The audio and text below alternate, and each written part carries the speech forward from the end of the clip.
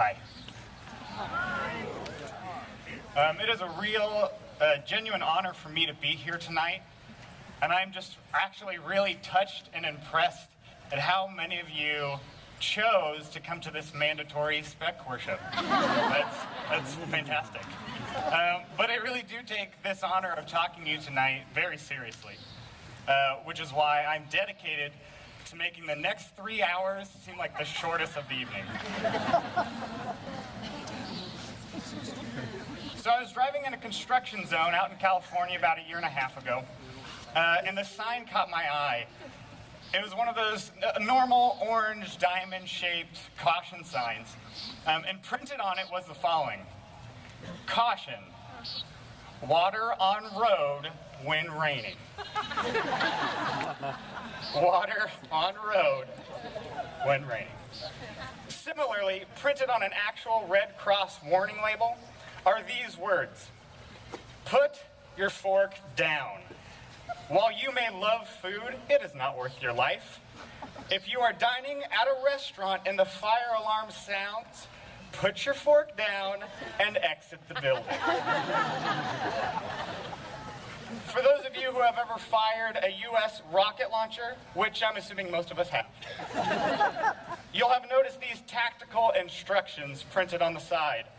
Aim towards the enemy.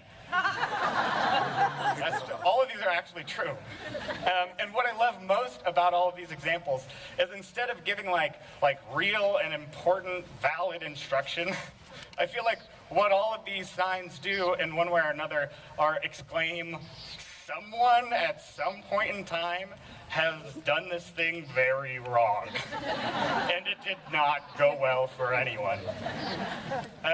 When pulled from the wreckage of their car after hydroplaning into a cement barrier, some driver exclaimed somewhere along the way to the EMT, "Well, I wouldn't have been driving in the rain so fast if someone had told me the road would be wet." Countless people must have died in fires because they actually refused to stop eating during one. And it couldn't have... and we're back. And it couldn't have been like one guy either. It has to be like a bunch of people, enough so that like someone at Red Cross was like, this is becoming an issue. Like, we need to address this in some way, because if we don't, who knows how many people will continue eating and dying in fires? Like all it takes is one more Denny's massacre before people start pointing fingers. And also, just a little sidebar, my favorite part of that Red Cross one is the line, "While you may love food, it is not worth your life." Like they have to first say, "We get it. Like, food is amazing. But might we also suggest not dying in fires is amazing?" After blowing up a battalion of his own troops, John Doe made the profound and simple statement, "I was told to fire it. Nobody told me who to fire it at."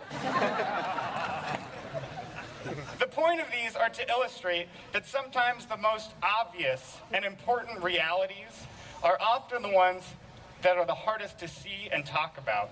Or rather, to illustrate how sometimes we find ourselves in desperate need of a wake-up call. Something to jolt us out of the autopilot, cow-eyed, unconscious existence we've somehow defaulted ourselves to. And as with the use of any good rocket launcher, being awake to what's happening around you has life or death importance. Now, I know this might be shocking for most of you, but I'm just going to give it to you straight. I, Josh Shipley, am not the absolute and complete center of this universe. I know. It's heartbreaking. And I also just want to say, I am so sorry for all of you that I just pointed. I'm so sorry. But this thought that I am at the center of the universe is one that has been hardwired into me from day one. And it's a hardwired thought that I believe we all share, because if you stop to think about it for a second, each one of us is only ever experiencing the world around us through our own selves. From the day you were born, there is no experience you have had that you have not been the complete and absolute center of. The world as you know it has always and will always be above you, below you, behind you, and in front of you. Other people's thoughts and feelings have to be communicated to us, but our own happen effortlessly. Your own are urgent, immediate, real. And it is in this hardwired kind of arrogance that we start to believe we know how this universe works because we are at the center of it. And that becomes this background kind of default setting, like someone's height or shoe size, something we really don't have to think about all that much. It's just something that's been put on autopilot.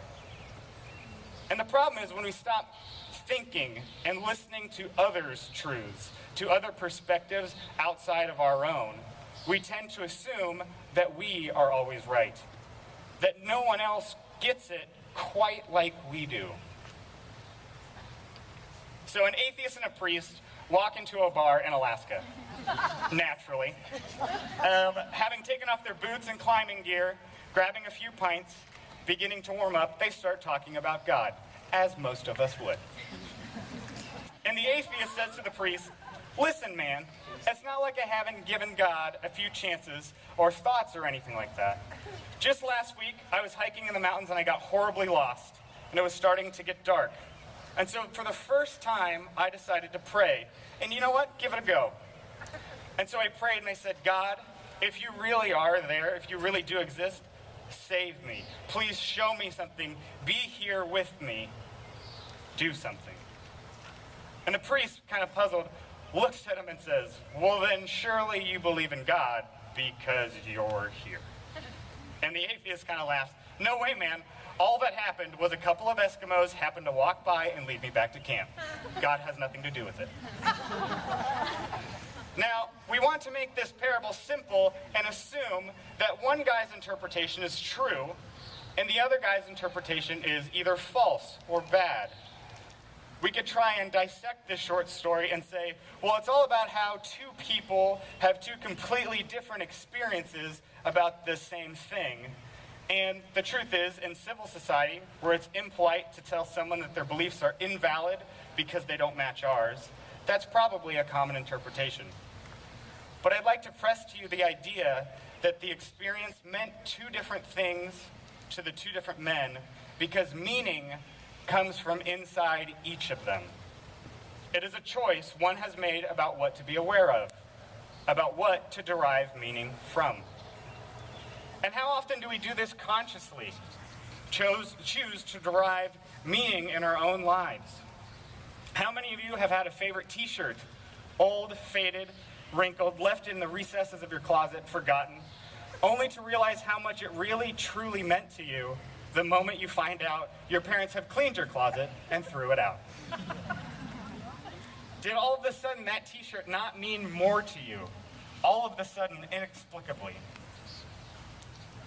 When we talk about God and our default settings on our autopilot, we use language like, God, please be here now, or God, please be with us in this place, or God, please be with this person in their moment of need. And when this language is used on autopilot, unconsciously it starts to play this image or this idea in the background of a God that is somewhere else because he's not here. Or a God that is with someone else because we're asking him to be with us. And it's ludicrous to assume that this autopilot talking about God doesn't alter us in some way. Without even realizing it, we start to shape a God that is conditional, that acts in certain times and refrains in others, that is more present in some places or on a certain day of the week. This kind of default thinking is dangerous because unconsciously it creates this perceived separation between us and God.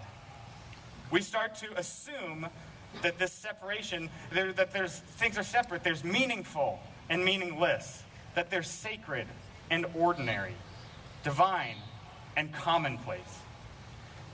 And when this starts to happen, we start, without thinking about, once again, this is on autopilot, we start to believe that if God is not here, but he's there, and if he's there, it's probably more meaningful, and so if he's not here, that means this doesn't really mean as much. We start to fear that our lives are on one end of the spectrum, and God is on the other.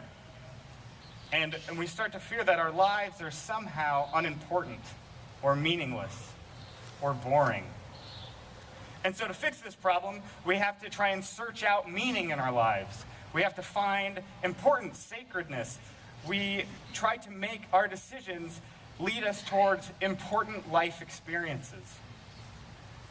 And in those fears, we slowly but truly begin to starve. And we are all starving. We're starved for connection. Connection to the sacred, to the divine, to the important. And in our hunger for these things, we start to feed ourselves mass-produced garbage. Ideas that success, money, power, self-image, all of these things are going to be the things that bring meaning to our lives. That if we have enough of these things, we'll finally feel full. The late great author David Foster Wallace once said, "The capital T truth is, there is no such thing as atheism. Everybody worships. The only choice we get is what to worship. And a compelling reason for worshiping God or some other spiritual thing, be it Jesus Christ or Allah or Yahweh or the Four Noble Truths, is that if you choose to worship pretty much anything else, it will eat you alive. If you worship money and things, you will always feel that you never have enough. If you worship your own body and beauty and sexual allure, you will always feel ugly. Worship power and you end up feeling weak and afraid, and you will need ever more power over others to numb yourself from your fear. Worship intellect, being seen as smart. You will end up feeling stupid, a fraud, always on the verge of being found out. If you worship yourself, your Facebook wall, your friend count, the number of Instagram followers you have, you will end up feeling friendless, alone, and afraid of not being liked by anybody. These other things that we find ourselves worshiping aren't evil or bad or wrong, but they are simply unconscious. We slip into worshiping these things day after day without ever being fully aware that we're deriving value from them.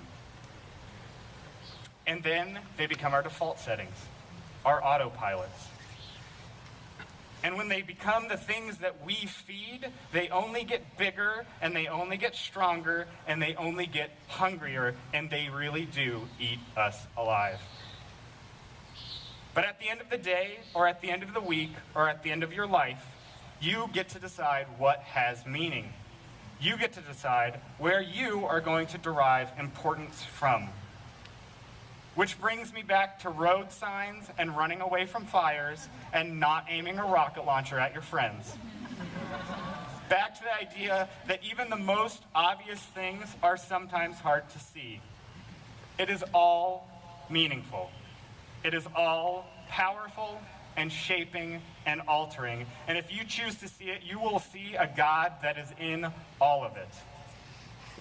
It is in your power to consciously shift out of your default settings and see a sweltering, hot as crap game of volleyball in a gym shaped like a covered wagon as divine and beautiful and sacred. You have the power to experience love, fellowship, brotherhood and sisterhood, agape in every sense of the word, each time you wait in the stupidly long food lines in the commons. Each of you has the choice to see a God that is with us in every interaction, in every breath, in everything. We all have the choice to see everything as meaningful and important. We are co-creators of our lives with God. When we choose to see others' needs at the center of the universe instead of our own, when we wake up to the very real importance that our own thoughts and opinions matter instead of seeking the approval of others, when we begin to consciously step out of our default settings and choose to see the obvious, that God is absolutely, forever and always with us, it is only then we are truly refreshed. Thank you.